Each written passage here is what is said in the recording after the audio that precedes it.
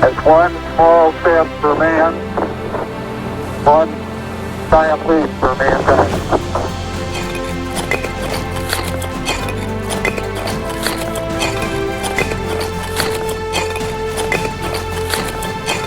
All right, good afternoon, everyone. Ed Sterling again, as part of our lecture series, largely surrounding the railroads and Berlin as much as we can. We've talked about the railroad that went through Berlin. We've talked about the Little Lancaster Railroad that went up into Bolton and ran one train. We've talked about the interesting ammunition bunkers that were built during World War II to keep ammunition out of Boston Harbor and out of range of what they thought would be German battleships coming to attack Boston. Never did happen, thankfully. And today, on June Miller's request, studying some elements of diversity in this area, I thought I would look at the issue of immigrants and how they came to build the Wachusett Reservoir and the dam in Clinton. So let's see what we can do. It's hard to believe that that's a picture of housing in this area in 1900. It looks more sadly like Africa or the South Pacific or something like that. But this is typical of the conditions that people lived in who worked on the dam. They literally lived in mud huts in many respects, and very often there was very little housing available to them, and this is what they were left with. And they had to tolerate this for some cases 7 years of the building. Two books helped give me the information that I needed for this presentation. One is called The Great Waters, and it's a start to finish on the earliest cisterns in Boston to provide public water, and ends up in Quabbin, which today is our primary resource of water for the whole Boston metropolitan area, and hopefully will last us for quite some time. If it doesn't, we're out of options. So the Quabbin's going to have to do its job for us for a long, long, long time. The other book that's absolutely fantastic was written by a 16-year-old boy from Lancaster called Wachusett. And the research he did, my head reels. I don't know how he found this information out.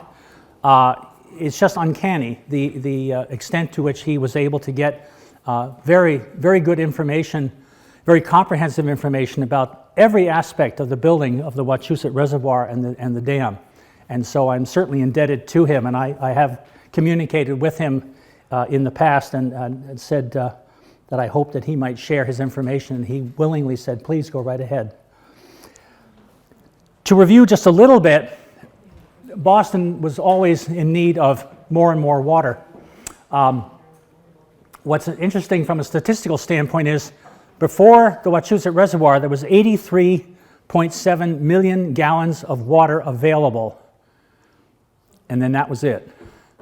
And by the time that the dam was being seriously thought of, they were at something like 79 million gallons a day and closing. And so something desperately had to be done to provide water for Boston. Why would there be such a need? Well, two main aspects. Tremendous immigration by the Irish and the Italians coming to the Boston area. And secondly, we may not think about it, is indoor plumbing. It's hard to believe what people put up with until very recently. Indoor plumbing was a true luxury. And here in this area, again, there was very little of that beyond Boston. Within Boston, suddenly this was a growing phenomenon to have indoor plumbing. And so the water consumption began to rise very significantly. I believe the famous Crane estate that you hear about, Mr. Crane made quite a fortune in bathroom and plumbing supplies to make that phenomenon happen. And so the Wachusett Reservoir was created to obviously have a big reservoir, what would you call it, a reserve of water, and then it had to go somewhere, and so it had to be tunneled to the nearest major reservoir, which turned out to be the Sudbury Reservoir. So they had a long journey underground in those days, pick and shovel, to get a tunnel built to convey all that water. And it took about 8 years to actually create the dam, which we see below, and it finally filled up in 1908. The impact hit a number of local towns. Boylston, West Boylston, and Sterling, probably the most significant.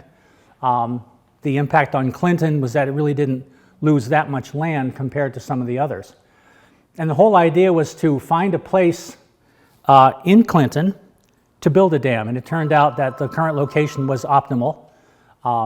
What they needed was a nice little valley they could dam up and hold the water of the Nashua River. There had been ideas of going all the way up to Lake Winnipesaukee and trying to tunnel down somehow. There was ideas of going to the Merrimack River, terribly polluted from the mills.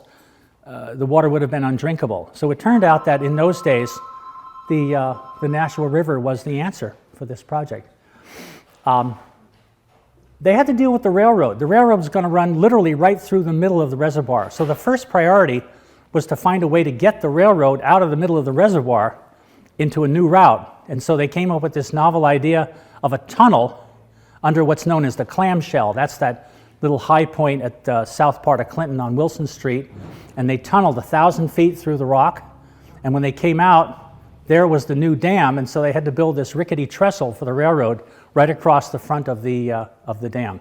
So quite an interesting mix to go through the tunnel and suddenly emerge on this rickety trestle rocking back and forth. They had to find a way to switch the railroad so some trains could go to Worcester and some could curve up into Clinton to join existing tracks. Okay. So once they did that, then they could finish the dam and begin to fill the reservoir. And I think we've seen some of these pictures before. It gives you a sense in the dotted line of where the railroad was running.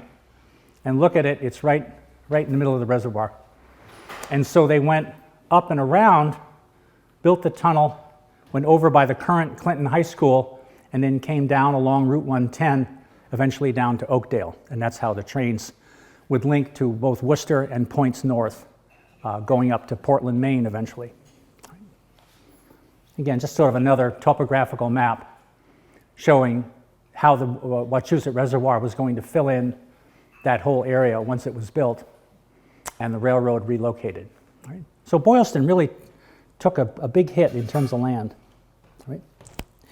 And this would become the future site of the dam in Clinton. Very pastoral looking, but a good point to put a dam to block up the water, and then they would have to clear all the towns and factories and villages beyond that because you couldn't have anything like that sitting underwater. The graveyards all had to be dug up and relocated. All right? All the trees had to be cut down so that you didn't get the rotting vegetation coming up and affecting the taste of the water. All right, so we need a reservoir. We're running out of water. We think we have a plan for the railroad to be rerouted. So who's going to build this and how are we going to do it? And from a standpoint of technology, there are no gasoline engines at this point, effectively. All right, there are no cars. The Model T hasn't come along yet.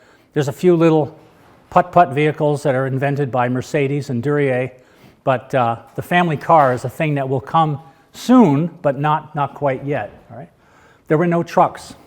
So steam was the only technology available to assist human beings in terms of being able to do heavy-duty work. So again, steam was the one thing they had available. There could be some steam drills. There were steam shovels, as they used to call them. But for the most part, this was truly what they call a hand-dug dam. This was a pick and shovel and a pick and cranes and pulleys and everything else that would lift up giant granite blocks, all done by hand. It's incredible. It was lousy work. It was dirty work. And who is going to do this? It's like today. Who's going to pick the apples in the orchards? Anybody want to pick apples in orchards? And what do? We hire, in many cases, Jamaicans to come and do it instead.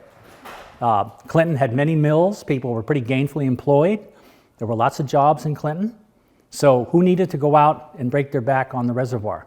And the answer was immigrants, desperate immigrants who needed employment. They would take anything. These were people who basically didn't speak English in most cases. They had no options. They were in Boston. They probably were not wanted at all. And the first opportunity to get some type of employment, they would jump on it. And so this was very timely that the Wachusett Reservoir was an available job for a large number of people. And there was that large labor pool in Boston waiting to come out. And so they did, by the thousands. There was a recession in 1893, right as the dam was getting seriously designed. Work itself started around 1895, 1896, preliminary drillings and so on.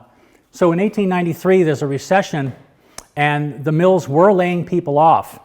And yet, again, if you were used to mill work as opposed to backbreaking pick and axe work, you were probably going to find something else. And maybe some of these people that were laid off became storekeepers or shopkeepers, or maybe they rented rooms, all right?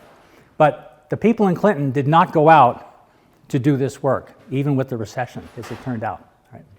So the immigrants themselves did provide a boost to the Clinton economy, as meager as their wages may have been. But a lot of stuff was kept almost on site. Should we have another announcement? So the mills clearly were not hiring in the middle of this recession. So again, our immigrants coming out to Clinton, there was only one way to go. It was out to the reservoir to be hired onto these crews to begin to clear the land and build the dam itself. The Italians were the largest immigrant group to come and do this work, all right? They were largely unskilled. There certainly were people who did have, stone cutting abilities and so on, but by and large, the Italians were providing just this backbreaking manpower for the project in great waves. Some lesser number of Hungarians, some Finnish, and some Germans were also in there, and I'll have a statistic in a little while of some of the numbers. But the Italians, by and large, built the dam. And African Americans, oddly enough, appear to have been recruited. It's not clear how that was done, but they came from Virginia, again, in large numbers, to do the dirtiest work of the dirty work. Right? And all told, the estimate is about 4,000 different groups of immigrants came into this area for the building of the Wachusett Reservoir. And statistics show that about 37 deaths occurred. You can probably guess that where the African Americans were involved, statistics may not have been kept carefully, because they were told to do the lousiest work with dynamite and digging tunnels in horrible conditions underground for that aqueduct that would go from Wachusett over to Sudbury. Okay. This picture is often seen on different websites regarding the project. A typical Italian work crew. I thought initially that perhaps there were two African American men in the back. They're not. They appear to be Europeans, possibly dark skinned. But this is very typical of what the crew would look like. And again, you can see they're on, they've got different kinds of cranes. They're lifting a big giant block there with two large tongs gripping the block. And that's essentially what the dam was made of, was huge numbers of these giant blocks, must have weighed a couple tons apiece. And it's a gravity dam. It does not have the typical bow shape that you see of like the Hoover Dam. It's a straight-faced dam, okay, that relies on the weight of all that granite to hold it back. Right? Okay. So what were these poor people paid? Well, not a lot. What they called bracciacanti, which was the unskilled labor of Italy, $1.25 to $1.50 a day. People with some skills of perhaps stone cutting, possibly welding, maybe some skilled carpenters, they could enjoy 50 to 60 cents. And in general, people were working 10 hours a day. So you can see $5 to $6 a day for a skilled worker. Okay. There was a special note that the people building the viaduct, the railroad trestle, received 50 cents an hour for their work on the steel, putting in thousands and thousands of rivets and getting all those braces lined up. And the project ran all year long. It was relentless. There was no breaks for cold weather or anything like that. They lived in terrible conditions, hot summer, cold winter. It just had to proceed at breakneck speed because, again, these water needs were so critical. And so they worked for 6 days a week. And I'm sure, obviously, Sunday reserved for their church practices, and many new churches were built in Clinton at the time, and they expected to work 10 hours a day. Right? And again, I should have removed that, but this was a reminder of the people. There were deaths during the project. There were big giant steel beams that fell down when cables broke that crushed people, and there were stone, again, blocks that fell out of the grips and crushed people as well. Okay. So indeed, these blacks, these African Americans were brought up from Virginia specifically, it seems, and they would put them on dynamite crews, probably that no one else wanted, and would have to drill, put in dynamite. You know, who knows what the explosion would result in, probably, you know, giant pieces of stone flying everywhere. It's a wonder, I think, maybe more were killed than were. They had to dig some 12 miles underground to connect the aqueducts from Wachusett over to Sudbury. Okay. And it's, again, hard to believe anybody who's even dug a little bit of a hole in their backyard for a garden or something. It's just rocks. And these people had to go underground. I don't know what the depth would be. It could have been, you know, 40 feet down, something like that, and literally tunnel mile after mile with drills and picks to get the rock out. In many cases, almost like in the South, they were jailed for failing to pay things like poll tax. So they faced a lot of the discrimination that you would read about that you might have thought happened in the southern U.S. It was here, apparently, in Clinton. They were certainly not welcome in Clinton stores or saloons or anything like that. And they were deliberately kept out in their own shanty towns. And this was true even of the Italians. By and large, the ethnic groups were kept in their own shanty towns away from the town. The townspeople didn't seem to want them. I hate to say it, but no matter who you were, what your ethnicity, you probably smelled something terrible without any obvious sanitation that I can see anywhere. And so stay out in the field, and they would then be subjected to, as a typical thing you read about in the coal mines, you know, the coal mine store and the coal miner store's prices and the rent for your little cabin at outrageous cost that usually was more than the wages that you made. So these people were constantly in debt. Okay. And I don't know if anyone's ever heard of that word, but the shanty town was called Smithville, and I don't know where that name would come from, but that's where the black families were. Probably not even families, to tell you the truth, the black workers, and then it's hard to say whether anyone's family could even have, you know, come up to participate, because if you see the shacks in a little while, you can't imagine that people live there. Okay. Arguably, the picture should probably be of African Americans doing this, but in this case, clearly it's European workers digging the tunnels for the aqueduct itself. This is not the railroad tunnel we know so well.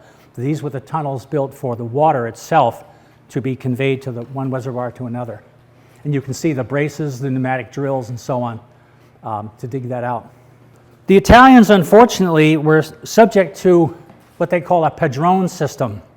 Anyone who's seen the Godfather movie of great fame in Hollywood, a similar type of thing. So there were godfathers, or padrones, or padroni as they were called, who took an upper hand and would seem to befriend these new immigrants coming out to Clinton with assurances of being taken care of and getting a job and so on. When in fact, in most cases, it was kind of a trap. And like the Godfather, they would be indebted to these padrones and have to pay them money. The padrones, it seemed, would oftentimes become the contractors that were hired by the Metropolitan Water Board to do this work. The Metropolitan Water Board was responsible for the whole project and then had contractors to actually do the work. Well, many of these padrones were part of the contractor system. And again, they had their own company stores with their own inflated prices. They charged workers to live in these horrible mud huts built into the hillsides, and they kept them away from the rest of the town. Okay, and they would oftentimes get the workers' pay directly and then dole out to the worker what they thought the worker was entitled to after they had taken their cut and their so-called fees. So it was a terrible, terrible system that luckily didn't seem to last that long because there were some investigations later on. Alcohol, terrible problem. Of course, if you broke your back all day, you probably want to drown your sorrows in alcohol. Again, these people were not welcome in Clinton at all. They were not welcome in the bars or the saloons. They were not allowed. And so the Padrones would get alcohol for them and give it to them under the table, again, at inflated prices, which would cause, fights and all kinds of arguments and crime. And so it certainly gave the Italians a bad name. The Metropolitan Water Board eventually provided their own police. In a sense, it seemed that they would pay for special Clinton policemen who were detailed to the project itself, and they had their own so-called paddy wagons, all right, to round up the rowdies and the drunks and so on. And it's unclear if there was any jails. That part isn't mentioned, but there were these sort of private police that went around to try to maintain some order at these camps. But again, the immigrants, in many cases, just didn't speak English. They couldn't speak up for their own rights, and a lot of abuse occurred as a result.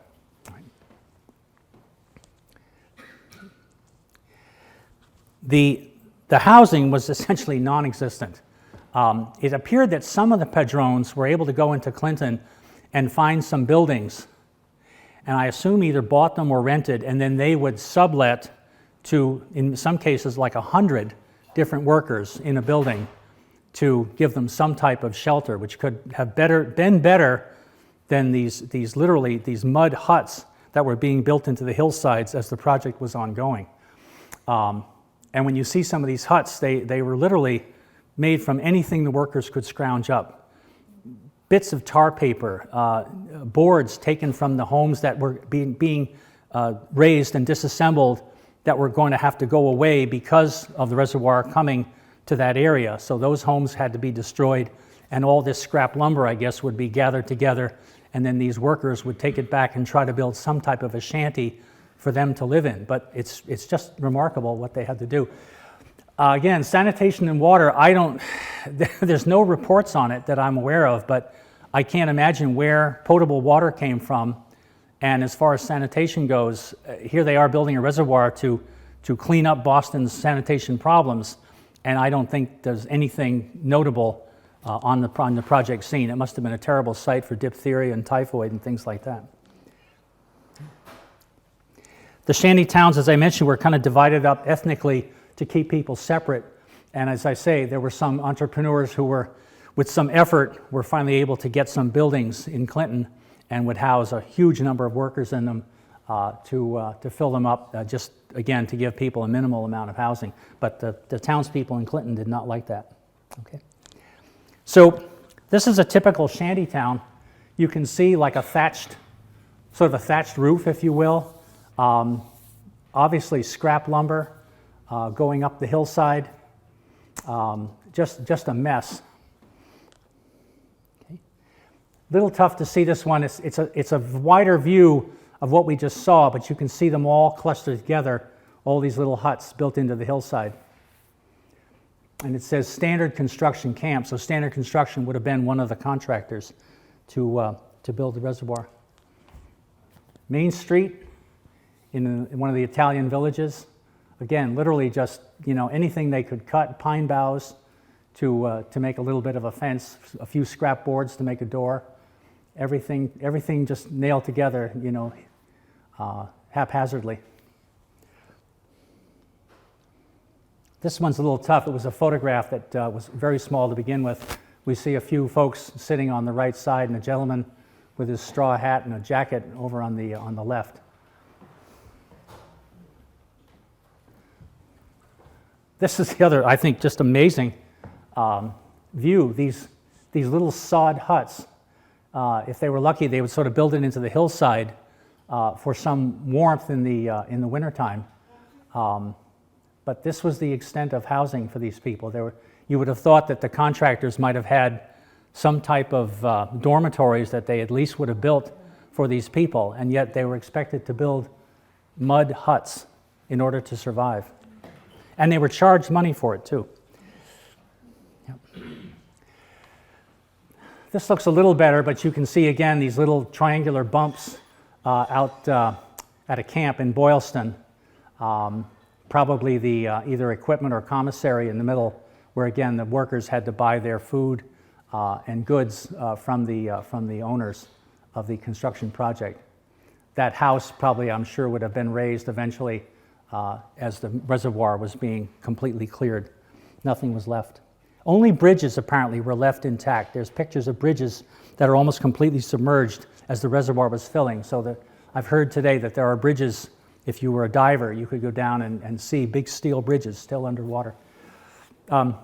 This is called Bush Brothers, and this would have been a commissary, again, where the workers had to buy their supplies, and a few people obviously have built little huts right around the commissary itself.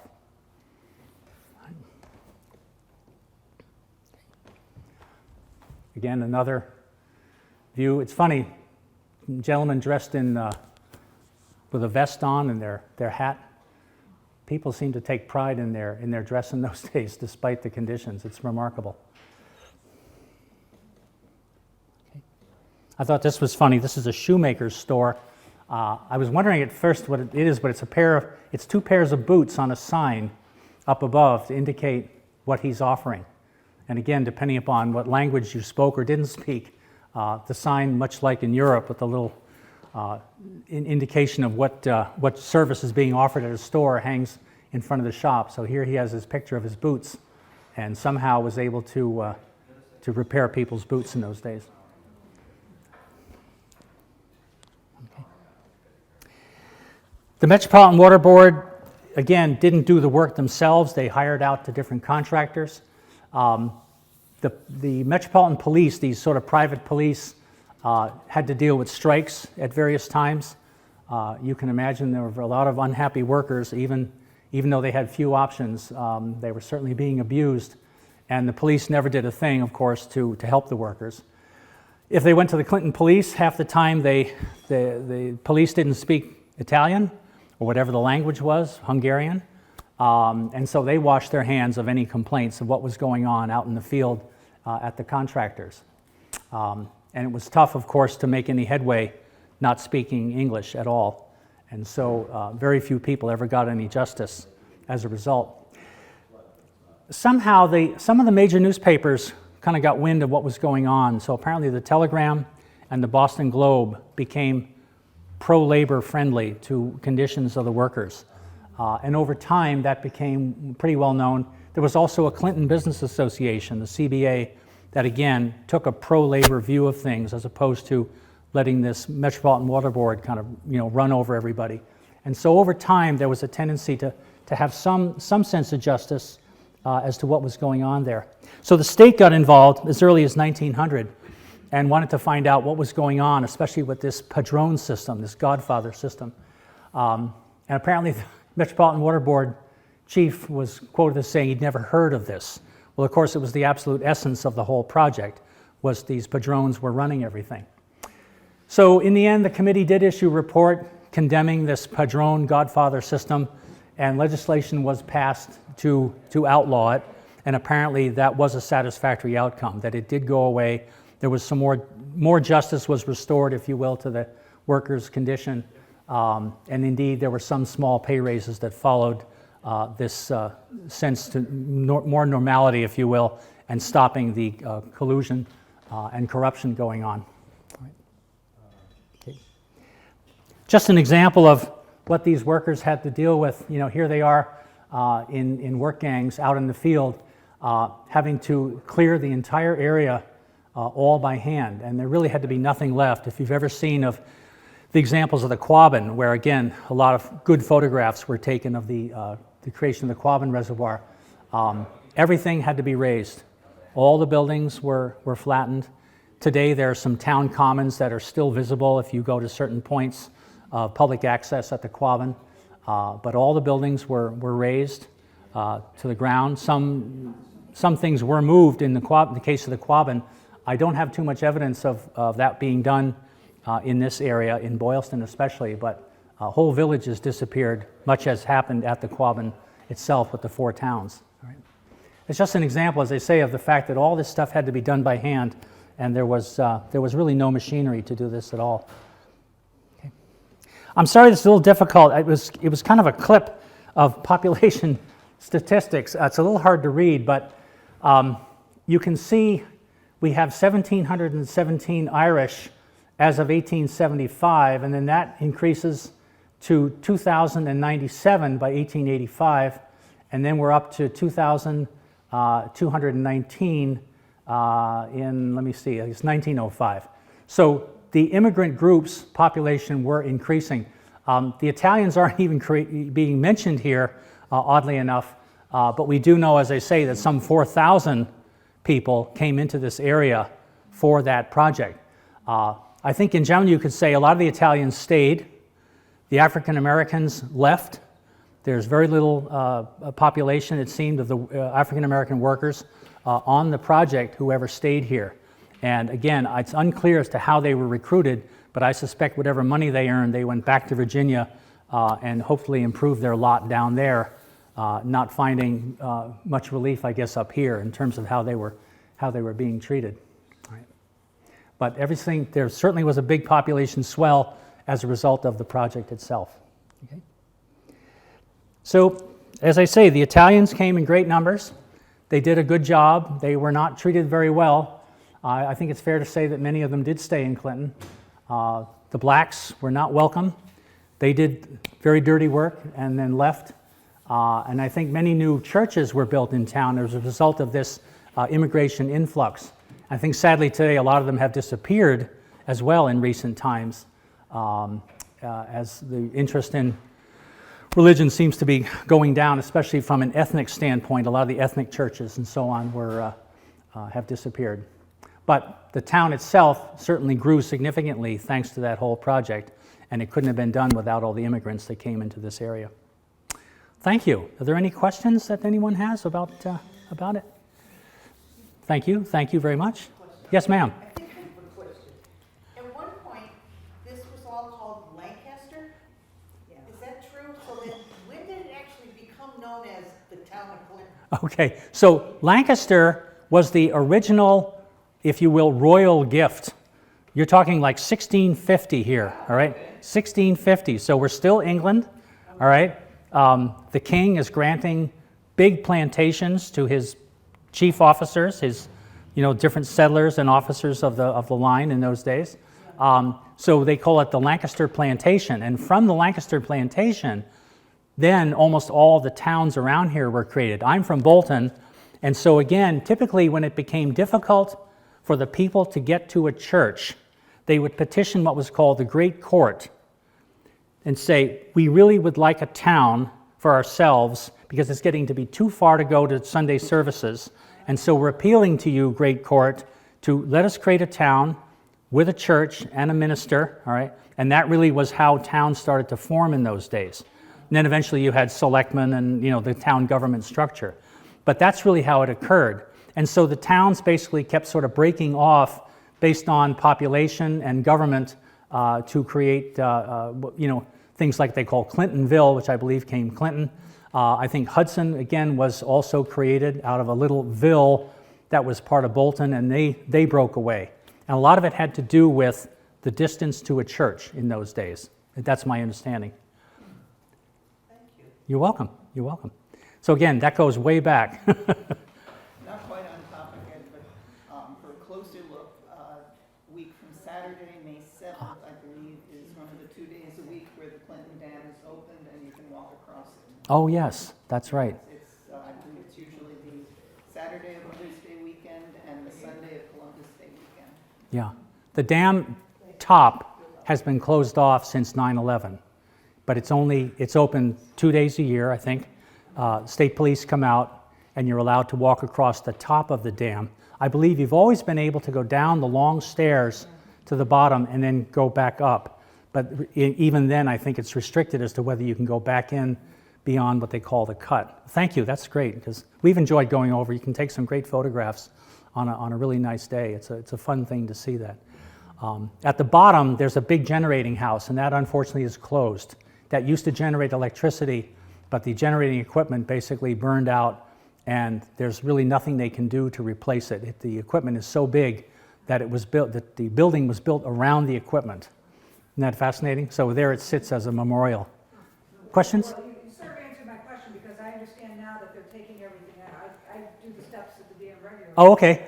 They're taking everything out, and I guess it's going to be a museum. I didn't know if you knew anything about. No, I don't. That's great news. So they are going to dismantle the equipment. They've been dismantling it for a while. Okay. I did talk to a ranger one time, and he just kind of always says that, we can't get it out. We'd have to break the building down. Yeah, no, they've been dismantling Good. it for a while. Okay. But I didn't know if you knew anything about No, I'm sorry. Thank you. That's great. It ended in 1955, apparently. There were 4 giant generators that were, of course, all run by the turbines of the water that came down from the face of the dam and then down to what they call the penstocks. Yeah. it. Yeah. Right now, they've got it all fenced off. Oh. They're taking down one of the other Okay. houses there, so it's all fenced off. Thank you. I didn't know that. But, and I'm showing my ignorance, so No. what's the relationship between the Quabbin and that? Is there, I don't really understand the whole, I mean, I can look it up. Sure. No sooner had the Wachusett Reservoir been built, it's filling up in 1908. Literally, about 15 years later, they're really looking like, oh my gosh, we're still, consuming way too much water. We need something beyond that. And so that's how, in the mid-1920s, they started to do these quiet surveys out to what they call the Swift River, all right, in the center of the state. So we know that as Belchertown today, right? So they installed a big dam in Belchertown, and they backed up the Swift River, all right? So the Quabbin has something like 420 million gallons of capacity, if I'm not mistaken, far outshining the Wachusett. And it essentially has to last us forever at this point. But Tied together, or? oh yeah, absolutely tied together. Oh, absolutely, yes. So the Ware River is one of the points. There's aqueducts all along, roughly, you might say the Mass Pike, so to speak, that go from Wachusett down through a complex series of tunnels that eventually go out to Belchertown, where the main feed is. And that's where Boston's real, major backup is for the water supply. And then there's the famous 4 towns that disappeared: Enfield, Dana, Prescott, and Greenwich.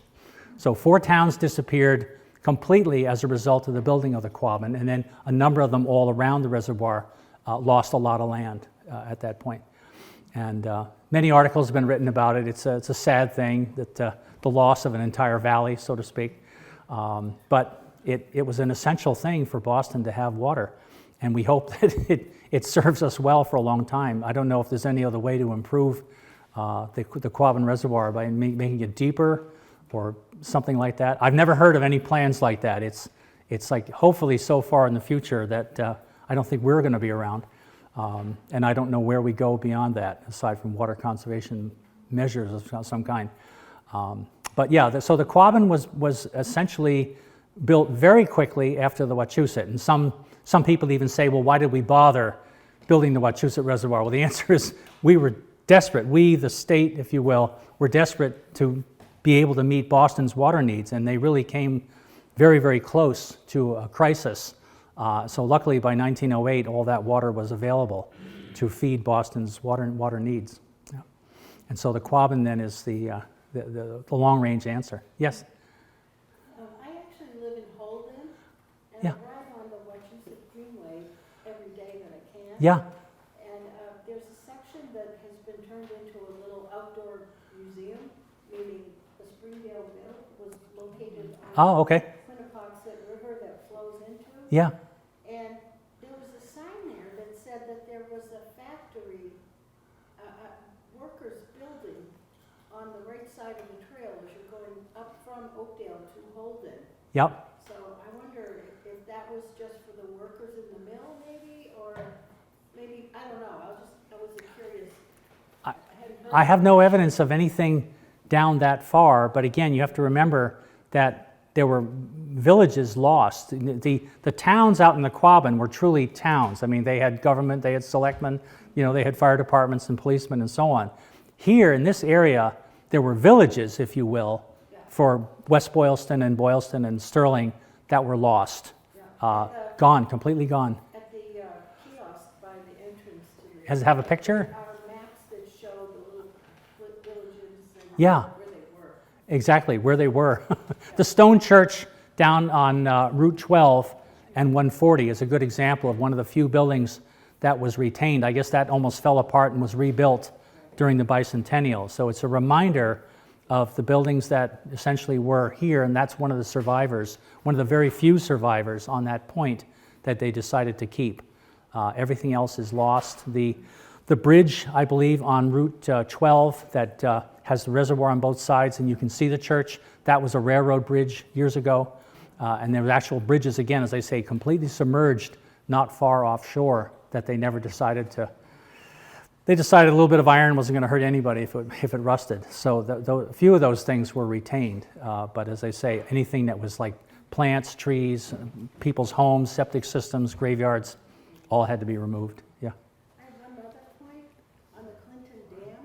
Yeah. I am a member of the NOAA network, which Yes. is on the trail that goes from Belchertown to Northampton, which by the way is a fabulous trail if you like to ride Really? for a walk.